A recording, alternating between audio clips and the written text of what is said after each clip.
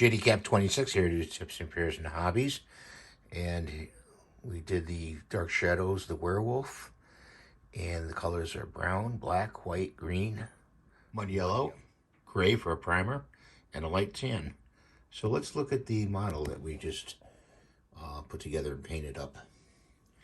And here he is, the werewolf. I chose my own colors for the clothing.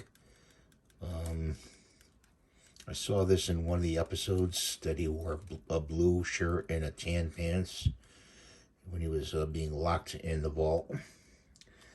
And Barnabas said, you know, he locked him in the vault and said, you won't be able to get out of the vault until I come for you in the morning. So, that's just one of the episodes that I watched on YouTube. You can watch it on YouTube if you want. There's pretty good acting in there by all the people. And this is the other part of the kit that I got with Barnabas Collins, the first one I did previously.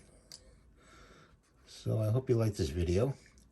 Please rate and subscribe and hit the thumbs up button. Helps me pay for my prescriptions, medicines, and we'll see you next time in another video. Oops. Thanks for watching.